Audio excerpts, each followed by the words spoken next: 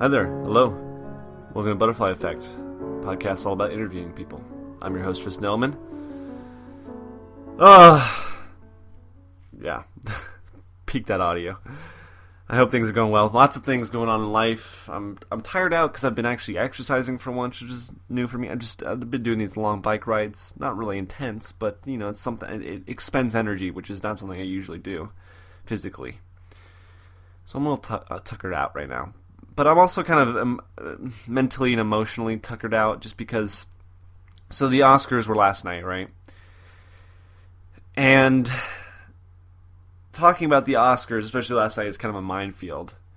There's a lot... And I've, in fact, tried to record this a couple times trying to get my points out there. But ultimately, my points don't really matter, do they? And that's kind of the point I was trying to make originally. But... So Spotlight won Best Picture last night. And a lot of people were up in arms about that because they believed it wasn't representative of the popular culture. It wasn't representative of the zeitgeist of what people wanted. And I think those people making that argument are missing the point of awards shows. They're not meant to be representative. They're not representative. And in their current form, I don't think any award show other than People's Choice Awards, and even that's not really representative, are representative of the popular culture of the world, the zeitgeist, etc. They can be, but they're not always, and they're not set up to be, because there's an academy made up of however many people selecting from a certain amount of things that they deem worthy. And whenever you get a small group of people, relatively small group of people together to decide on something, it's not going to necessarily reflect what everyone else in the world thinks. And I can't understand why people... I guess I can understand why people are upset, but I don't want them to be upset about Spotlight winning. First of all, Spotlight's a fantastic film. Great. I mean, as someone who is learning to be a journalist, Spotlight is a very important, very powerful film. So first of all, I mean, I didn't necessarily want it to win. I mean, I wasn't against it winning, but it wasn't my pick. But whatever. A lot of people put a lot of hard work into that film, and someone thought that they deserved it. So whatever. Props to them. I can live with that. Because guess what? I have no personal stock in any of these films at all, like literally or figuratively. I didn't make any aspect of these films, and most people that are arguing and getting upset on the internet were not involved with any of the films nominated. But this also leads into the point that, should they be representative? Yeah, probably. I mean, the Oscars should, and Hollywood by extension, should reflect the fact that there are a lot of black people, Asian people, women, Hispanic people, other minorities out there. It should reflect that. And I can understand that argument. But at the end of the day, in terms of the race thing, separate thing. At the end of the day, of the movies, of a movie, a thing that can be very affecting, but at the end of the day does not matter that much. You shouldn't get that angry about something like that, because this is someone who believes in the power of film. This is someone who loves films. This is someone who loves movies, I'll say, because film sounds pretentious, but I say film because it seems to give more weight to the medium. This is someone that loves and appreciates the art form and thinks that movies, God, I gotta catch myself, can affect change. I think they can. But the mindset that, just because Mad Max didn't win, that I need to be upset, is kind of ridiculous to me. And I love Mad Max. It's fucking phenomenal. So, I don't know what I'm trying to say. I'm rambling here. But I just get tired out looking at these same comments about what should have won, or, well, guess what? It won to you. If you thought Mad Max should have won, let it ring in your heart that Mad Max was the best film of 2015. You know, that's all that matters. If you held it in yourself, that's great. I don't know. It's all about self-satisfaction. A lot of people have, and I'm one of them. I'm not good with self-satisfaction, so maybe I'm a hypocrite. But a lot of people need external sources to validate their opinions or their thoughts, and I can understand that. But it really frustrates me. Frustrates the shit out of me. Okay, so anyways, the Oscars. Today on the show, we have author Blake J. Harris. I don't know why I said we. It's just me. Always just me alone here. Blake is the author of Console Wars, a very great book about the rivalry between Sega and Nintendo in the early to mid 90s. And so it's a nonfiction book. But Blake kind of approaches it with a prose style, a kind of fiction, like nonfiction. I guess is prose too, but prose makes it sound fictional. But it's this kind of certain elements are dramatized, I think. But as Blake and I talk about, he approached the book trying to tell a story rather than list out here are all the bullet points of the events that transpired from 1989 to 1996, 97. He wanted to tell a story, and the story at the core of the rivalry between Sega and Nintendo is a human underdog story, and he wanted to transcend kind of the demographic of video game culture nerds.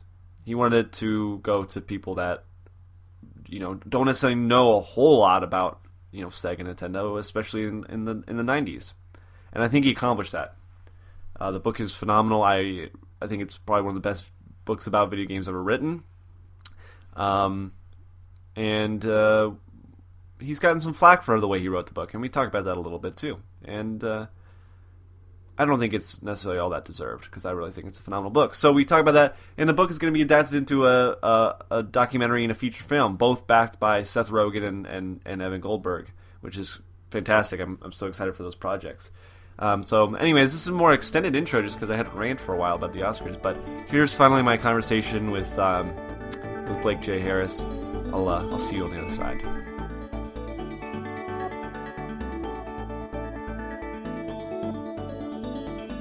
Where are you based out of?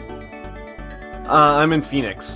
Cool. So that's one word for it, but it's fine for now. But so how are you?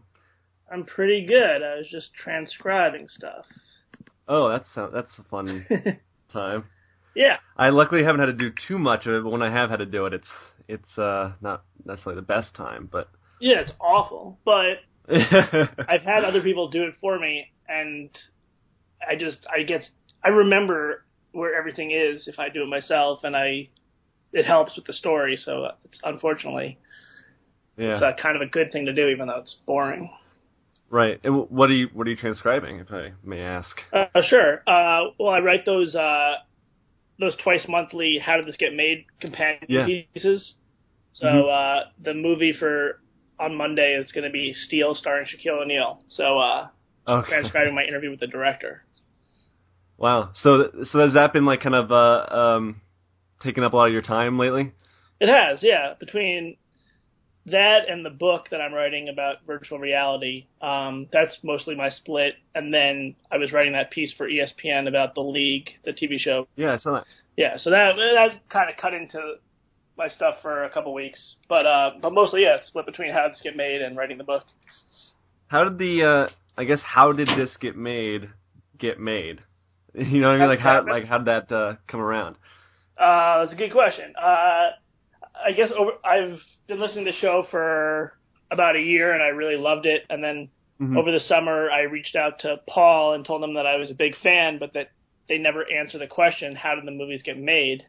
And I thought they were so funny, and they should keep doing the show as is, but that they should have somebody write like companion pieces. We didn't know that it was necessarily going to be oral histories. And I said, even if I volunteer to do it, but if you don't think I'm up to it or don't like my writing, get someone else. It's just a good idea. And he agreed. Yeah. And so we've been doing that for like 4 or 5 months now. Yeah, that's awesome because it's a very funny podcast, and it's No, I love. oral histories provide some like really cool like context to these movies that are like ridiculous for the most part usually. Yeah, the only But problem with it is just that it's such a tight timeline because they don't usually know the episodes until like like 2 weeks before, so it's tight. Right. But so do you have issues getting in touch with the people that made these movies on such short notice? It's really hard. Yeah.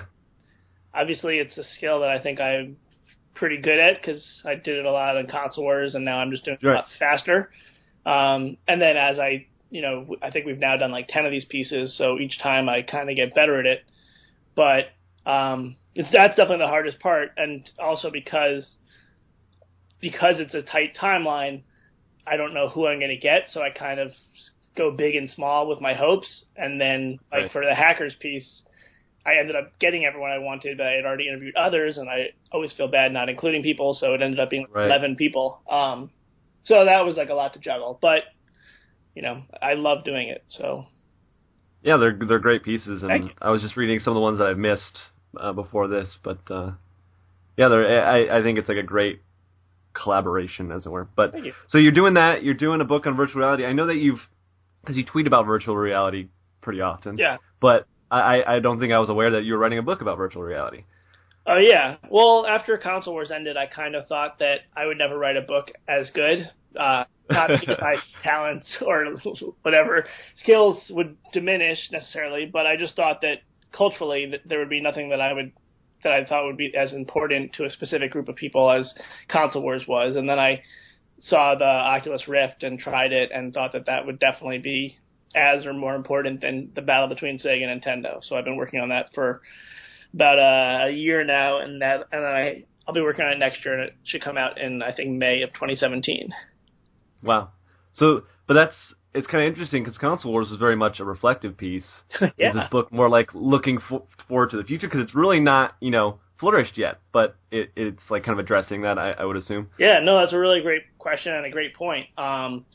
Because it's like kind of a challenge that I face. Right. It's kind of what we were just talking about with like that with getting in touch with people. It's obviously a lot easier or people are more comfortable speaking when it's been 20 years. And so now I actually have to go through the corporate channels for the most part. So that's tough. And then the narrative itself is still happening. So I think that I don't imagine that by May 2017 we'll be at a place where every kid on the block has a headset, but I do think that I believe in it, so my goal is to kind of get us to that point, and I think that putting a human face onto a story that to a lot of the population, probably not people our age, or I don't know how old you are, but people, probably my grandparents think that VR is just something that's like sci-fi and not for them. So if I could put human face to the story and show why these people do what they do and kind of the thought process behind it, hopefully that'll make more people receptive and interested in trying it out. Well, even people that age might not even know that that's happening. That it's even like a real thing. Yeah. No, so it is interesting because the landscape of VR, what VR is, might change by the time the book comes out. But I think it's cool that you're getting in on it early and kind of talking about the early scene as it's happening. But what about VR made you want to write a book about it? You mentioned that it really spoke to you when you tried the Oculus. But what about it specifically? I guess. I know it's a very broad question. Well, I think that's a good question of why do you want to spend 2 years on something? What is it about this thing? Right. I think that whatever I write, whether it's about a bad movie or whether it's about Sega Nintendo, I always have my grandma in mind, like a reader or a person who's not necessarily familiar with this, but the story itself is intriguing. So I think that the idea that a teenager in Palmer Luckey was kind of responsible in some ways for resurrecting this thought to be lost and dead technology is compelling. And then as for the technology itself, I think that where it really interested me was the Facebook acquisition, and not just because they spent $2 billion on it. To me, that was interesting because that was like a big vote of confidence from a company that's well known. And I think that the value to my grandma and my parents and to your point, it's something that they either are afraid of or they don't even know about. Maybe is like instead of calling up my grandma every Sunday, I can meet her somewhere virtually, and that's right. Some an editor at a book company I once interned with made a good line. He said, like, if it's something that will help my grandparents see their kids, it's like that's a technology that they're interested in, or how technology help them connect. So I think the social aspect is really what interested me, and also reading that book, Ready Player One, painted a picture of the future that seemed very distant, but doesn't need to be, and probably I don't think necessarily that that's going to happen, but that could happen, and that's kind of amazing to me that we are almost at that point. Yeah, a lot of the circles I'm within talk about VR for its gaming applications, but within those circles, even they're like acknowledging this is way bigger than gaming. Like in terms of its success and what it could do. There's a lot more to it than just games. Exactly, and I think that's kind of where the narrative itself interests me. I think it's fair to say that a lot of Palmer's initial interest was the gaming, and early Oculus interest was the gaming, and I like this idea that like somebody no one's paying them to do it. It was just personal curiosity that created something, and then through working with others, seeing that that's something, yes, it can do what you want, but it can also do a whole lot more, and then figure out how to balance, like, all right, when we try to sell this thing, do we sell it as the gaming thing? Do we sell it as the grandma connecting device? Do we sell it as, what do you like? Those kinds of conversations and thought processes are what I find fascinating. Yeah, and I haven't been fortunate enough to try VR yet, but I do know that someone was developing a Seinfeld apartment tour for Oculus, so I'm on board like right away. Whenever I can get my hands on it, I'm on board for that. Yeah, Seinfeld got me into writing. I love Seinfeld. Well, that's great. That's a great point to jump forward now. So, like, where did you grow up, first of all, or what was kind of the beginning of your life like? I'll tell you. I assume that you already started recording. Did you? Yeah. This is just I don't like doing an intro or anything. Okay, cool. I just wanted to make sure. Yeah. So I grew up in Westchester, New York, which is like an hour north of the city. I grew up in a town called Chappaqua, which is where Bill Clinton and Hillary Clinton moved to after his presidency. So a lot of people know it, and also a lot of people used to incorrectly know it, and they thought it was the same place as Chappaquiddick, where I guess Ted Kennedy had an incident. But yeah, so I grew up there, and it was great. It's a very nice suburb, and I had a idyllic childhood, and I ended up going to school in Washington, D.C., to Georgetown, and then after school I came back to New York, and I knew that I wanted to write. I had no idea how to make money doing it, and so I gravitated more towards screenwriting and still didn't really know. And then during all that time, and for the first 7.5 years after college, I traded commodities for a financial brokerage in Rockefeller Center, and basically traded sugar and corn and coffee for Brazilian producers. Wow. So where did the writing thing come in? Was it much earlier in life, or was it when you were in the middle of that financial brokering? My passion for writing, it wasn't the kind of thing where it's something I knew I wanted to do since I was a kid. It was definitely a later in life appreciation, and it probably started. I read a lot when I was a kid. So I think reading and writing are pretty related. But then I stopped reading for fun. It was stupid and didn't really read that many of the books in school that I was supposed to read. But then during my senior year, I was trying to impress or get the attention of this girl, and she was a big reader. So I started reading, so I read a book, and I was like, wow, that's actually fun. That could be interesting. And then so I went on a reading binge first to just kind of read all the books that I had skipped or never came across, like the ones like Catcher in the Rye and Great Gatsby and all the high school classics. Right. And then from there I got really into reading and decided that I would love to be on the other side of that and writing these things. And so by the time I had my freshman year in college, I knew that I wanted to write. And unfortunately I was terrible at it, or terrible at telling a good story. I think that one of the thing that I had always been good at is wording things nicely or interestingly, and probably like a lot of people who want to write, I made the mistake of believing that that's what writing was, and not that I would say the most important and storytelling, and that the other stuff is the least important. Like I remember the first time I wrote a screenplay, and I thought I was good at dialogue, or maybe I was, but my first scene was just 25 pages of dialogue. And, when you write a screenplay, the dialogue should probably be the last thing you write because that's the least important, or at least even if it's good, it comes across because of the structure. So, right. That was the kind of stuff I learned as I kept writing. And so, yeah, by the time I had my job trading commodities, I definitely knew I wanted to write.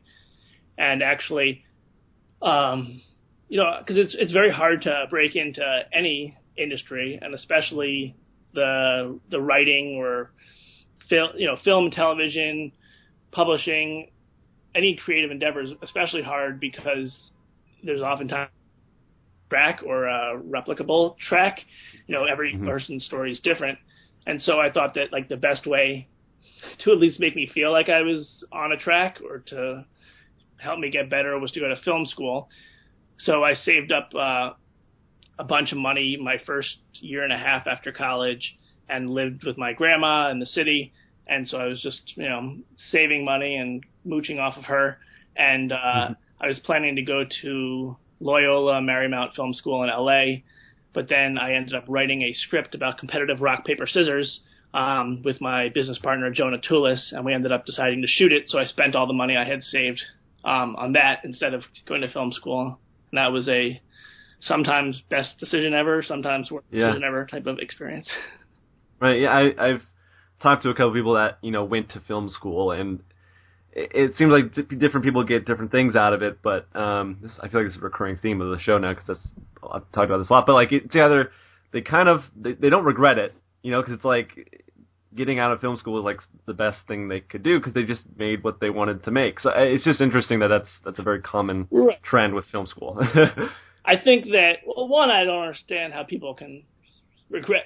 Anyway, I mean, it all helps lead to something. But with film school, I think that to your point or to what you were hearing, there's nothing wrong. There's nothing bad about it. It's just going to be time spent doing what you like. My only real concern with why not to do it, or why I would advise someone like maybe not to do it based on the situation, is just financially it's expensive. And when you come out of law school $150,000, $200,000 lighter, at least you're going to start making.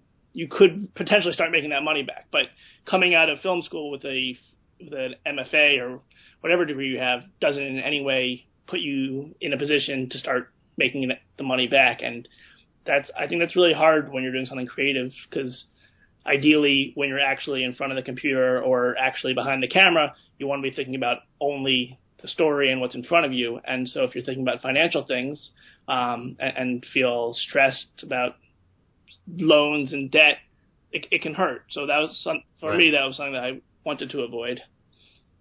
Yeah. So you said you read these books.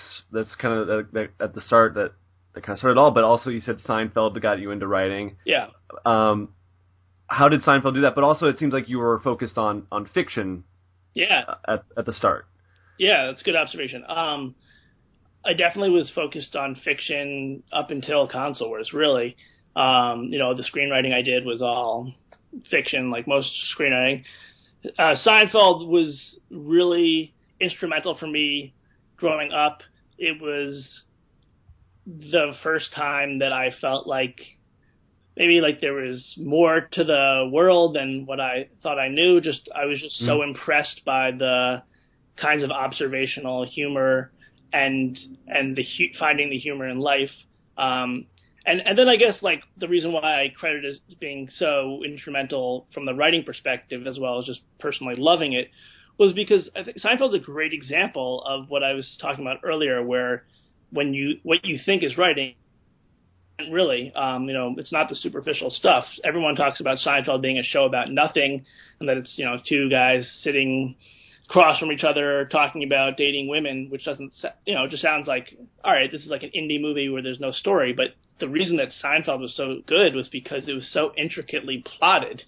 And that's, was a great example to me of like, yes, on the surface, you can make it look like it's about nothing as sort of a luxury for really plotting that really well and running the stories along these tracks. And also, this was before DVDs and before, like boxed sets. So I recorded every episode of Seinfeld, and I would have like parties watching Seinfeld, and I watched it every night. So it's like that. It's the one show that I can turn on any episode, tell you everything that happens, and probably knowingly quote every line, which makes, I don't know why someone would do that, why I do that, because no one really enjoys it. But I do. I feel like an affinity for those guys. And, I'm a huge fan of the show, and that was partly why I was such a big fan of The League and wrote that thing, because it really was in that lineage of Seinfeld and Curb Your Enthusiasm and selfish characters in stories that seem like they're frivolous, that are intricately plotted and actually come together to pay off. Yeah, I mean, Seinfeld is like my favorite show of all time, and it was before my time, but I've watched I assume every episode in reruns, and when I would watch them, my mom would be like, "Haven't you seen this episode like 5 times already?" And be like, "Yeah, it's the best show." So, but no, in being a show about nothing, it's a show about everything is always what I kind of think about it. But yeah, it's a great show, and I could see how it kind of inspired some, that creativity. Like it just feels like it was like so creatively, I don't know, righteous. That's a weird word to use, but it's so sound in what it was trying to do. Well, I think that I've started my appreciation has obviously grown year after year. Mm-hmm. Doing that piece on The League maybe even opened my eyes more to what's so impressive about it. And the League and Curb Your Enthusiasm are based on a lot of improv, and at their core, it's about like making something out of nothing, like finding the truth in comedy and making something out of nothing. And I think that was why Seinfeld feels so righteous, because it's, observational humor is just something that everyone can see, but to actually, Jerry's famous and Jerry's making that, so much of storytelling is point of view. And maybe I didn't realize that until I saw that you could take a mundane situation but actually turn it into a hilarious one or a sad one or anything, as long as you are looking at it from a unique vantage point and tell what feels like an honest story.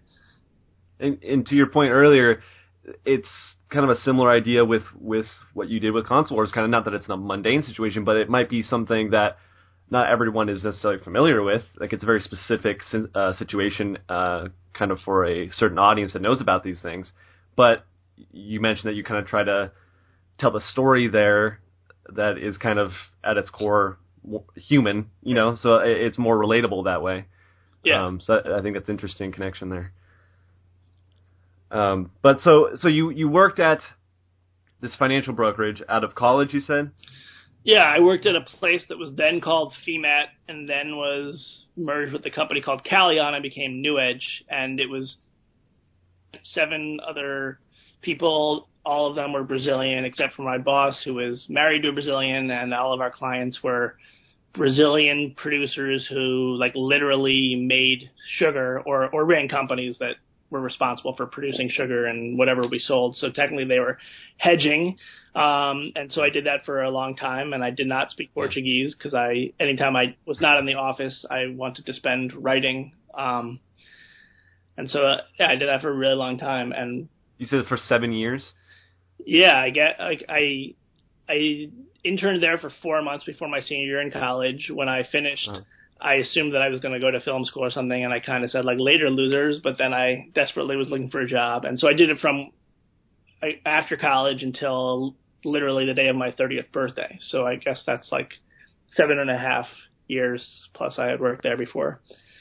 And so you said during that you were also working on writing projects and stuff like that. What did you view the job as just the grind, the thing you had to get through so you could do the stuff that you actually wanted to do? Yeah, exactly. And like literally during though, like I would definitely write stuff during the day when I sneak it in. So yeah. What was the stuff you were writing then? A bunch of stuff. In college that I thought were the best things that aren't. So for a little while, I was kind of like revising those and trying to write the next great American novel. And then about a year and a half after college was when I did that movie, The Flying Scissors. So I had been writing it up until that point, and then we produced it. And then it took a very long time to edit it together, and so we were working on that for a long time, and then trying to figure out what to do. And then also with my partner on that, Jonah, we were a screenwriting team, and we still are a screenwriting team. So we wrote a bunch of film spec script, always sunny spec episode, which I mention only because that's what led to us getting representation. Wow. Yeah, and we never sold anything. So that was disappointing. Right. And kind of where things began to change for me was we had spent a year, 6 months, or a long amount of time writing a spec script, a comedy called The Sordid Tales of an Evil Tyrannical Ex-Dictator that was about a Ricky Gervais-like character who's the dictator of a small European country like Liechtenstein, like a well-off country, and he gets overthrown and ends up coming to the U.S. and has to work in the DMV in New Jersey, and then goes on the run for his life. And it was a very good script, and one that I believe we would have been able to sell, or at least, put us in a much better position in Hollywood. And then a week after we finished it, before our manager did anything with it, Sacha Baron Cohen announced that he was going to do a movie about a dictator that comes to the United States. And at that point, he had not written it yet. All it was an idea. And so our script that we had written became instantly worthless. And so that was kind of a good lesson to me. It was a huge blow to my trajectory and my self-esteem for a long time. But it also made me think a couple of things. One was that, a lot of people who have a passion and kind of go for it or really go for it, put some sort of ultimatum on it. Like if I'm not if I don't direct a movie by the time I'm 30, I'm going to quit or something like that. Yeah. And I realized that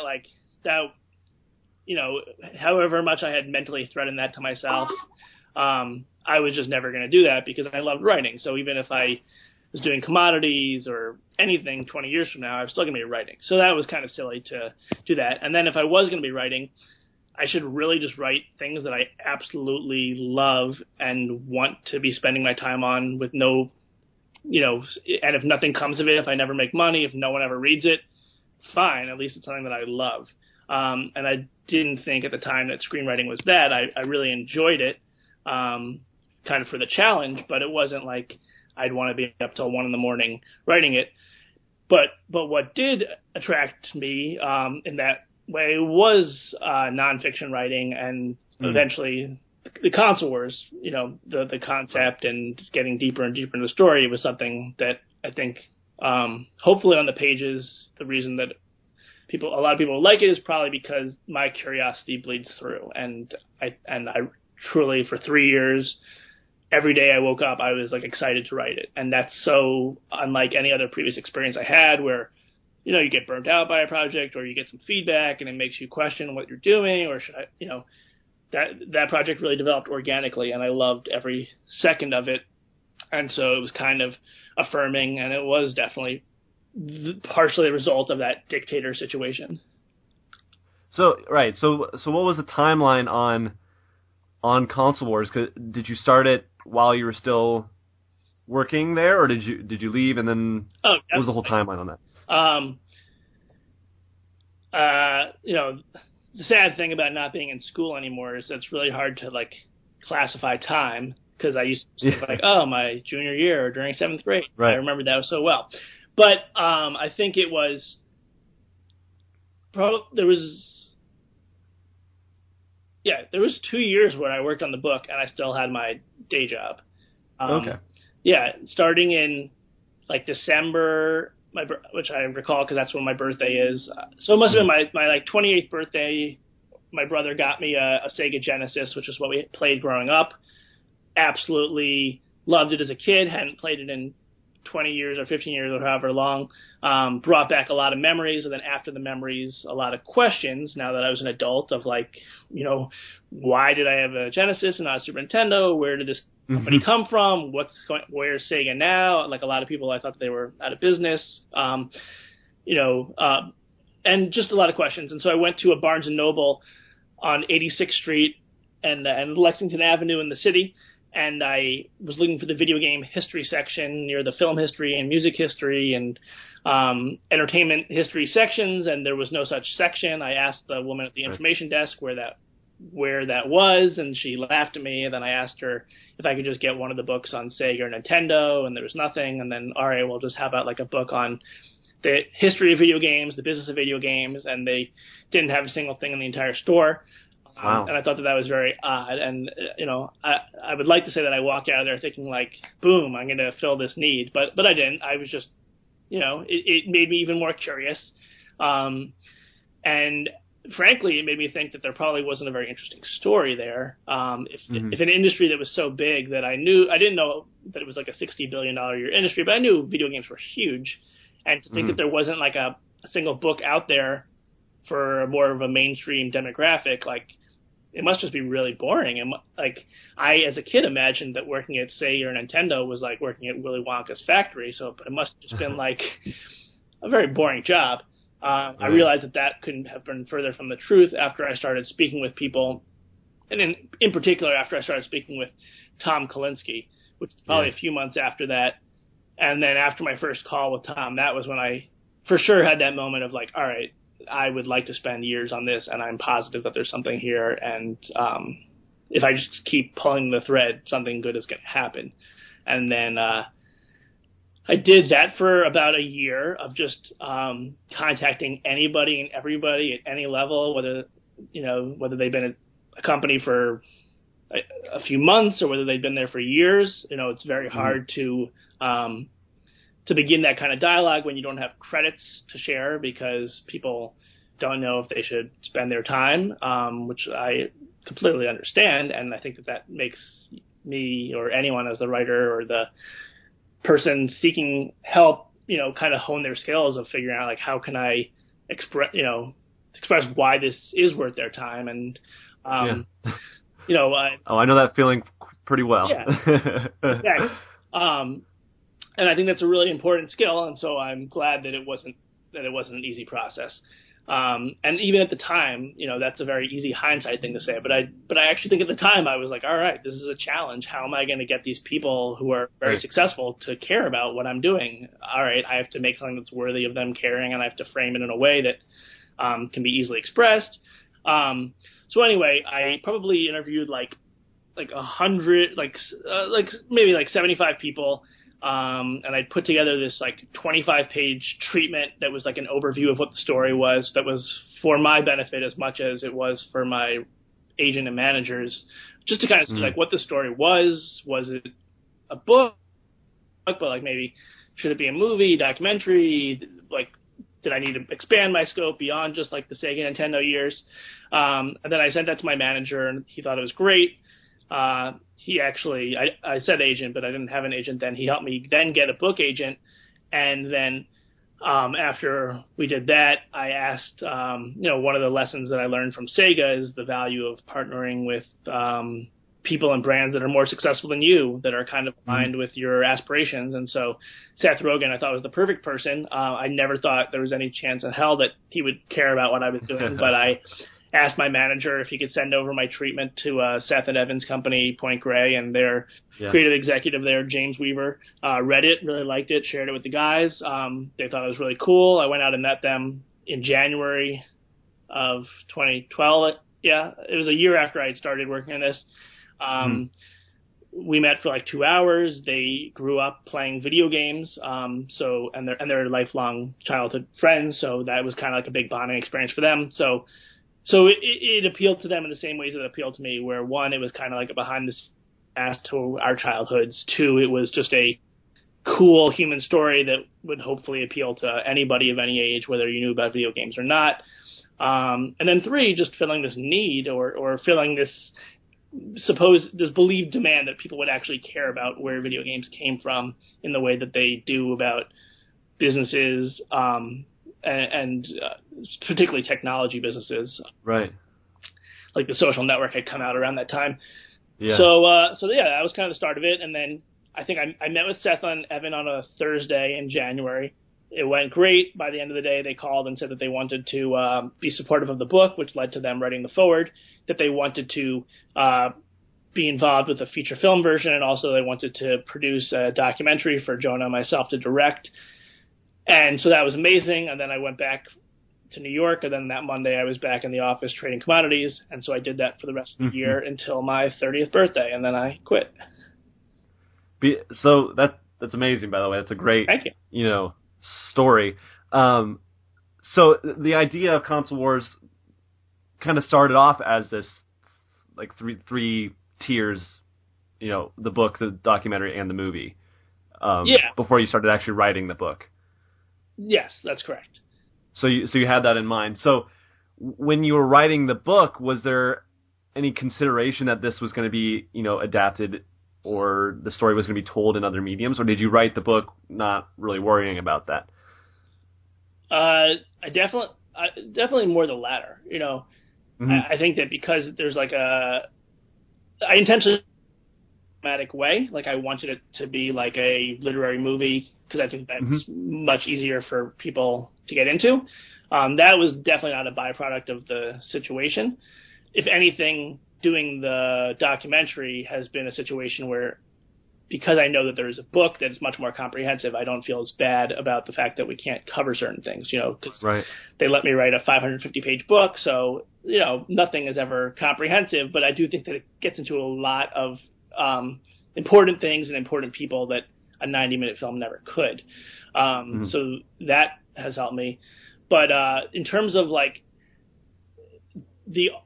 how did the fact that there was 2 film projects that were going to happen alter my writing of the book? It was only in the sense that it just made me nervous. Like holy shit, this is the first thing I'm ever going to write that someone beyond my girlfriend and my parents is going to read, probably. But again, I think that's probably a good nerve to have. And like it was a very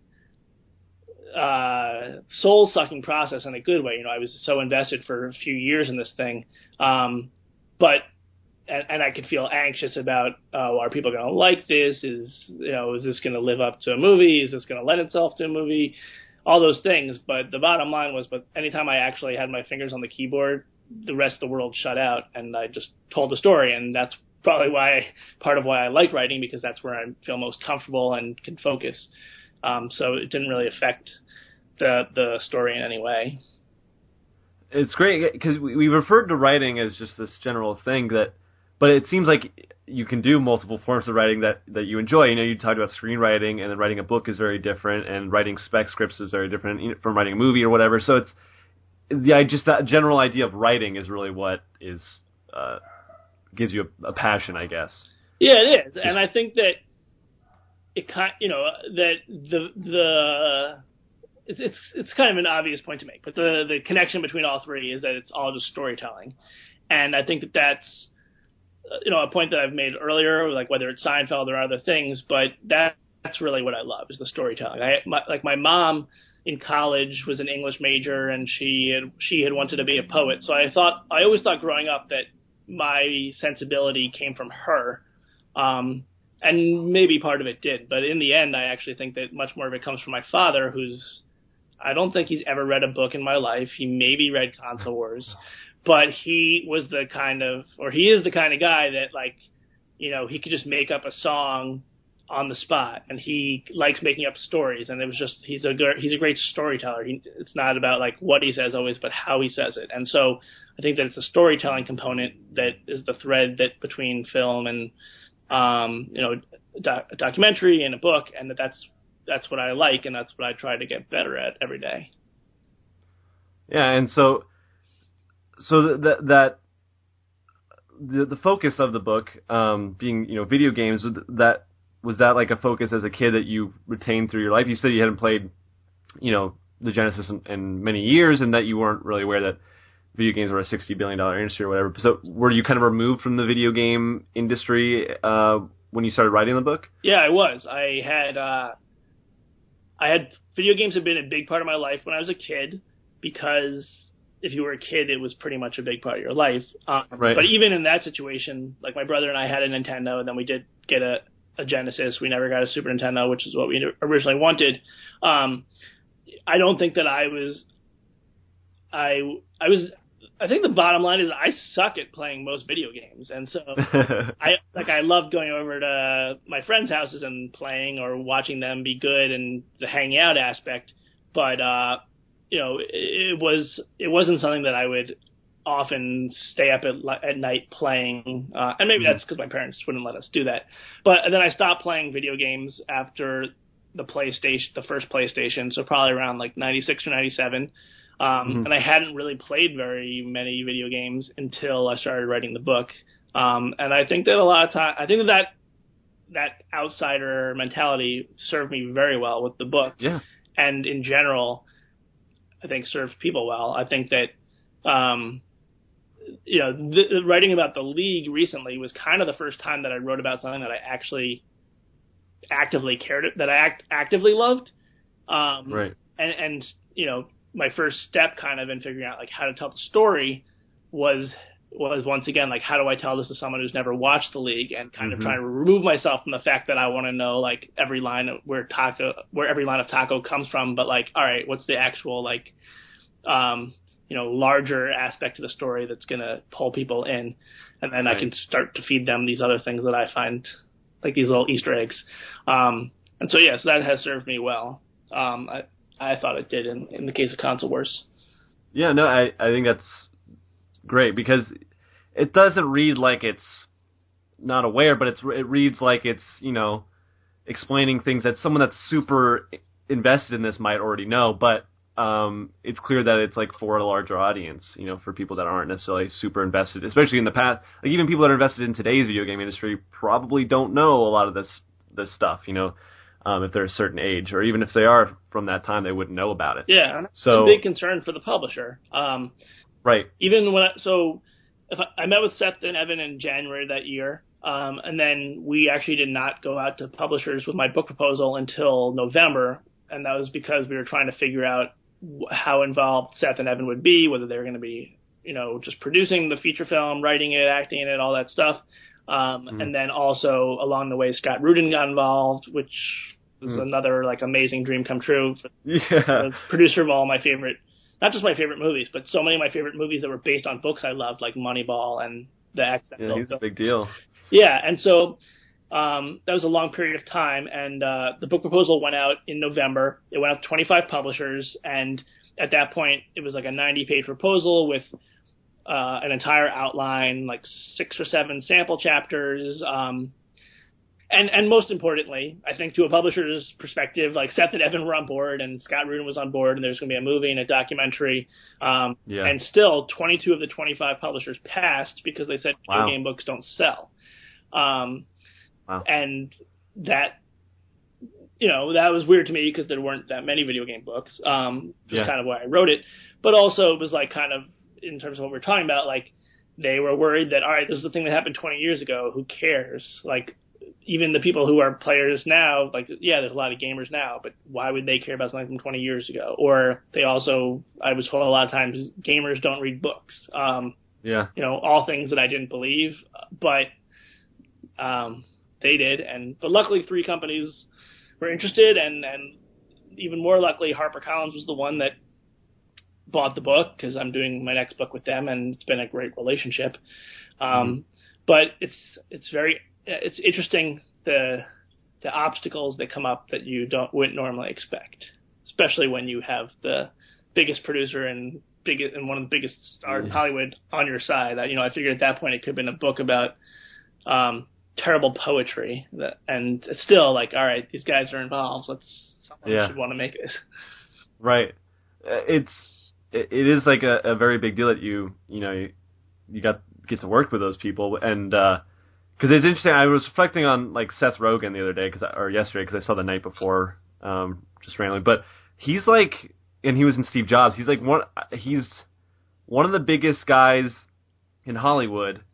And he's very famous, but I mean more in the sense that he like does all this stuff. You know what I mean? Like he does a lot. He doesn't just act. He directs and produces, right. and he's doing producing a video game documentary and feature film. It's pretty interesting. It's a wide range. Well, I think it probably has a lot to do with the stuff that you're interested in, like the whole butterfly effect of his career and where he started. Right.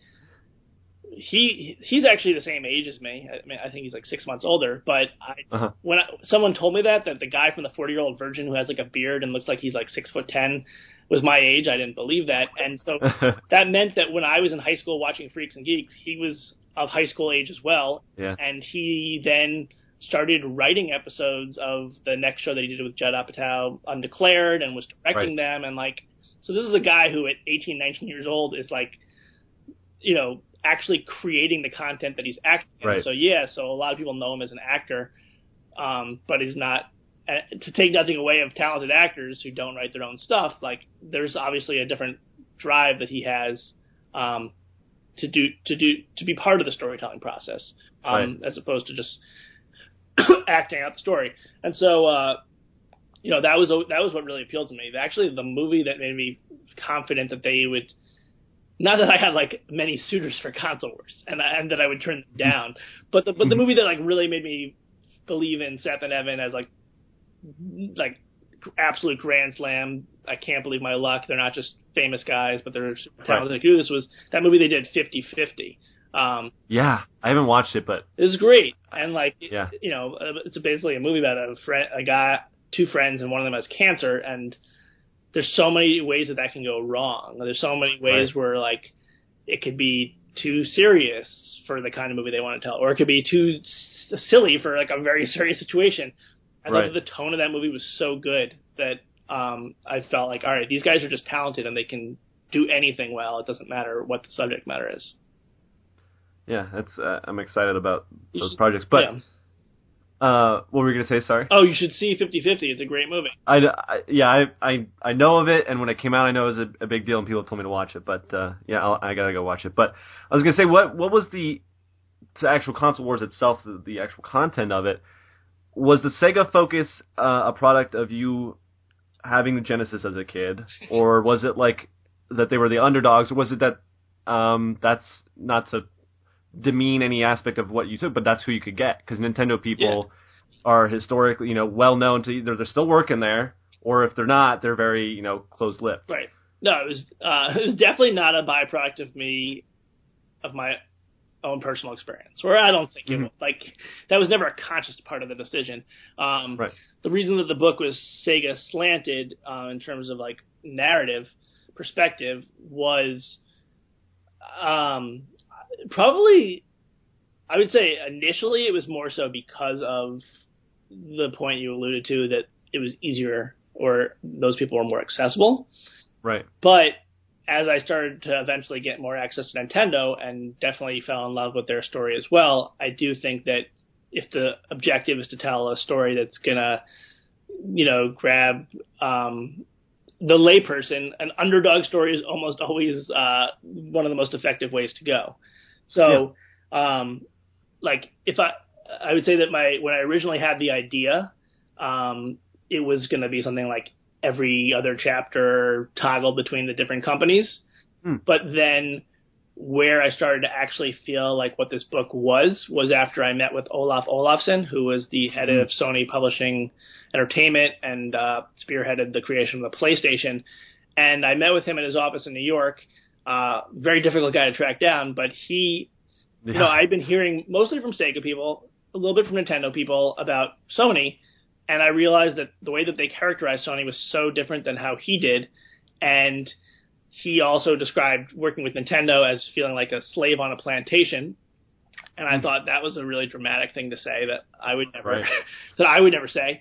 And that just made me realize that how much the story was a story of differing point of views, and ultimately that it was like Game of Thrones, that this was like the video game version of Game of Thrones. And in Game of Thrones, there's a lot of things to love about that book, but my favorite is that it's told from different perspectives each chapter, and that it's not told in the first person. You know, it's a kind of a unique thing of seeing like obviously biased perspectives that are still told in the third person. That doesn't happen a lot, and that made me think like, all right, get my head out of like Sega, Nintendo, Sonic versus Mario. That's a big part of this battle, but it's really just these three different households, these three different companies, these three different mentalities that all believe that they're the ones that should be like the rightful heir to the throne, and to tell that story. And I thought the most interesting story for at least the first part of the book was from Sega's perspective. But then I did try to expand outward and get much more into Nintendo and Sony as well by that point. Yeah, to be clear, I mean, to people that haven't read the book, and they should, there is a lot of Nintendo stuff in there. It helps that, you know, Tom is very forthright, it seems. I talked to him on here, actually, and unfortunately I had a technical issue with the episode, and it's corrupted beyond repair, so that kind of sucks. But I talked with him, and he's very honest. You know, he's just like, this is what happened. And again, it helps that he's removed from that situation. But right, yeah, and like I think that the reaction to the book has pretty much, in my opinion, been 25% of people absolutely love it, 50% of people really enjoy it, and 25% of people think it's the worst thing ever written. And as part, you know, most of the people in that latter 25% don't like the style that I chose to make it very character driven and to try to make it read like a novel.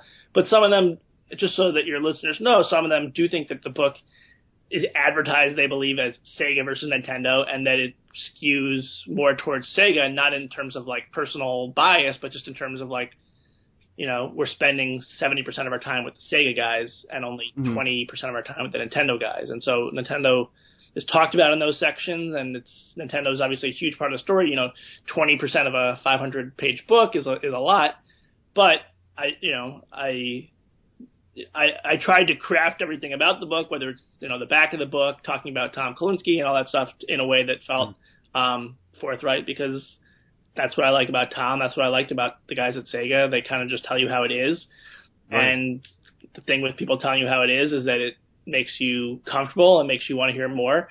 And then there's other people who will tell you another story that they think that it's different. You know, I think that everything Tom told me is true, but Nintendo people have a different perspective, and I don't think that what they're saying is untrue. But, you know, two people have different opinions of the same situation. Yeah. No, and I think a lot has been written about Nintendo as well and about those years. So I actually did, being a professed, you know, Nintendo kid, I found the Sega, not focus, but a lot of the Sega information, period, much more interesting, because I knew a lot of the Nintendo stuff as well. Right, and it's true. Like, the two books that I really likened my story to were Moneyball and Accidental Billionaires, and particularly like the narrative version of both of those films, Moneyball and The Social Network, I thought about in terms of the story a lot. And so, like, in The Social Network, you're staying with Mark Zuckerberg for most of the story, and yes, you'll see the other side. And in Moneyball, I think I would have loved to see more about what the other teams were thinking, like how do the Yankees reconcile the fact that this team with the smaller budget is kicking their butt. But I don't know that I would have wanted to see that at the beginning of the story, you know, like especially when I imagine the Yankees, similar to how Nintendo, they were just like, there was no story to tell. They didn't even acknowledge Sega. Like, well, so was it just going to be a story about people being like, well, we don't have to worry about that, foreshadowing that we should. So I just didn't think it was as interesting. No, that's a very valid point. Yeah.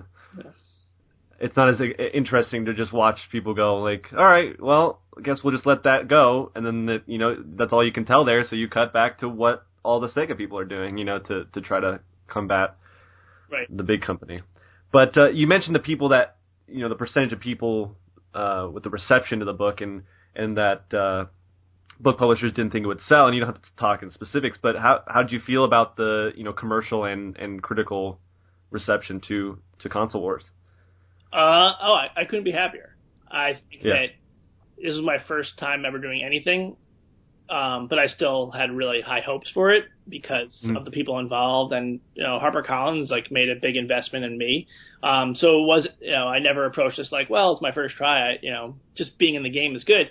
I really wanted this to be a best-selling book, and so when it came out, and it was it ended up being, I think, a couple hundred copies short of being a New York Times bestseller. I was a little bummed by that, and because I felt like they were too. There was definitely some harsh reviews, and so my first time going through that, it was hard. But the thing that then obviously there's a lot of people who have liked it, and so that was good. And if before you go into a situation, you'd say like, well, if 75% was good, I'd take it. But when you're in the situation, it's a little different. But anyway, I guess the main point of why I'm so happy with how it's turned out is that they're when HarperCollins bought the book, I think they were very much expecting a 300-page, not as comprehensive story. Right. And I have the big, thick Steve Jobs book on my nightstand, and I have it right here too. The kind of book that I'm happy to own in a physical way, and that I like looking at.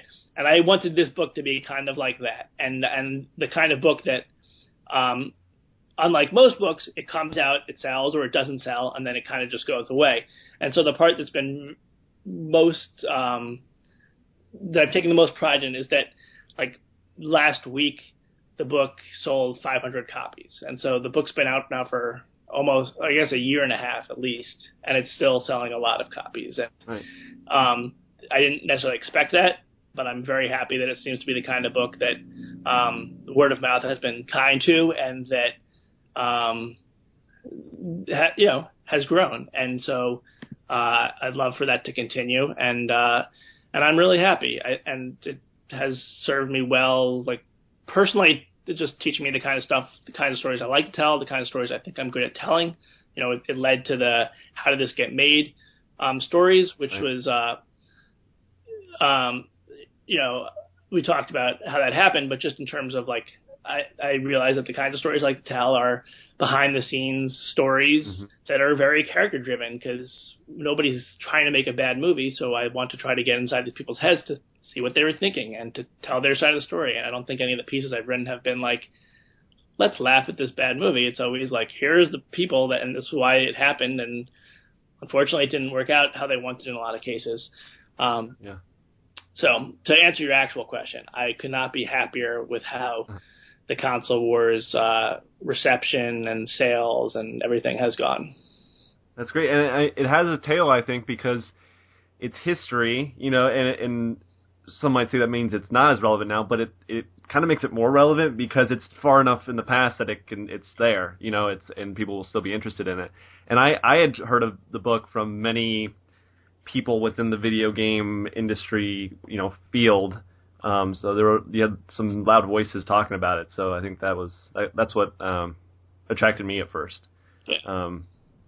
And I hadn't even seen really any negative things. But I read the book and I was like, all right, I need to go back and read what the other stuff this guy's written. And then I checked and I'm like, wait, this is his first book. It was really well done. I think you said there's not many video game books, but there are some really good ones out there, and this is definitely one of the best. So thank you. Yeah, I think you did a great job with it. Just to name drop a few, so if people are interested in reading more or reading other books instead, I love David Sheff's book Game Over, which is the only book that was I felt kind of like mine, in the sense that it was a behind the scenes character story that focuses on business. And so I kind of viewed my book as a sequel to his in a way, because his book ends with the Nintendo success and kind of dismisses Sega because he published it in 1992. Right. And then Stephen Kent's Ultimate History of Video Games is outstanding. It's more like an encyclopedia. I love Harold Goldberg's All Your Base Are Belong to Us. So there definitely are good ones out there. I think that the thing for me was that a lot of them are are more inside baseball. And if you like baseball, definitely. that's great. But I know that my mom doesn't like baseball, and it's not about like how can I tell a video game story that my mom's gonna want to read or to buy. It's more like how can I actually get her to care about this thing. And so that was why, like, I always, in addition to the Game of Thrones, I always kind of felt like this was like the West Wing was like a good inspiration of like whether you like politics or not, that's a story that probably will get you more interested in politics or how things work. Right. Yeah. So I think it turned out really well. What are you doing? Like what can people look for from you in the near future, and social media and what have you? Can they follow you on? Sure. So I'm working on that new book about virtual reality and the business and the people behind it. And so that won't be out until May 2017.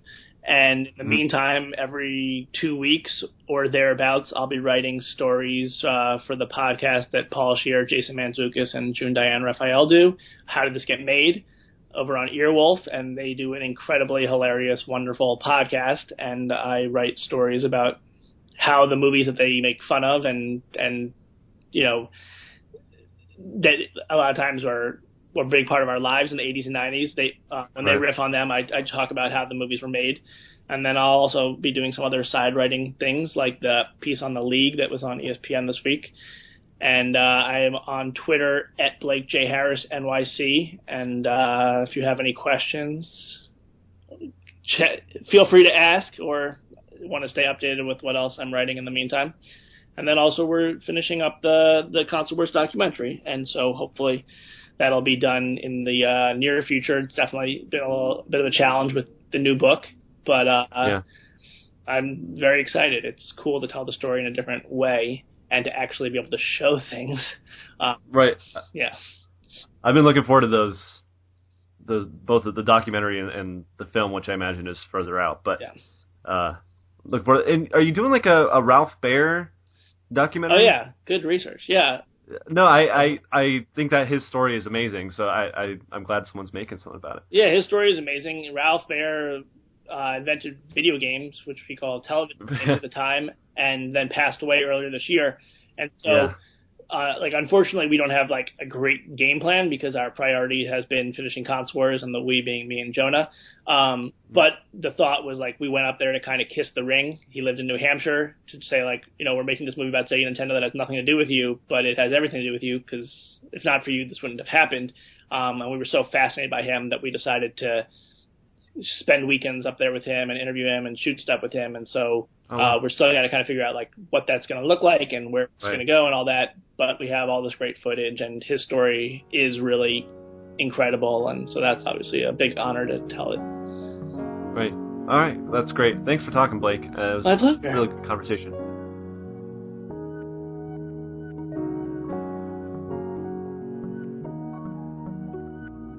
Well, how about that? Great conversation, huh? Blake was a pleasure, and we had a great conversation. I really do think so. And he enjoyed my interviewing skills. He complimented me. I left it out, but now I'm talking about it. So I'm just being self-congratulatory. I need those external sources to validate my existence, as I mentioned earlier. But for real though, congrats to Leo for winning that Oscar. I hope he doesn't really care that much. I really hope he doesn't.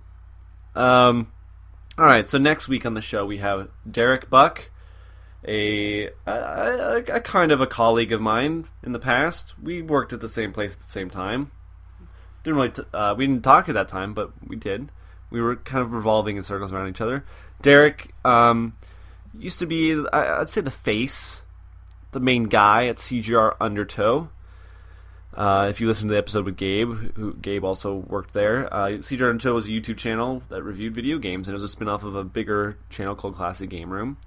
And Derek was kind of the start of CGR Undertow, and CGR Undertow was closed just a few months ago. And so we talk about what he's doing now, how it's been adjusting to that, and overall it was just a great time to talk with Derek, because I had been wanting to talk to him for a while, because I had been a big fan of his, and we kind of worked in conjunction somewhat for the same goal for a time. So look forward to that next week. We had a great conversation.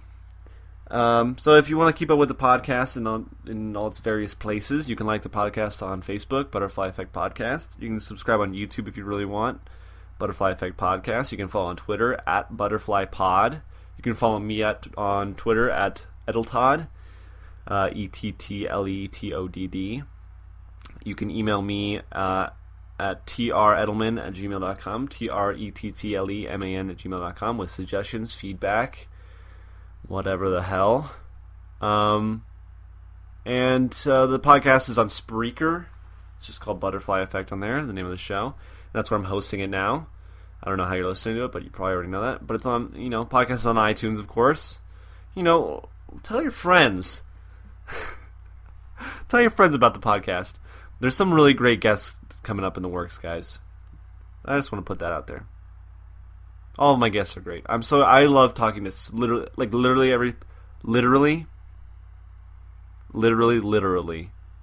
This is not. I'm not using literally in the figurative sense that is now widely used. I mean literally.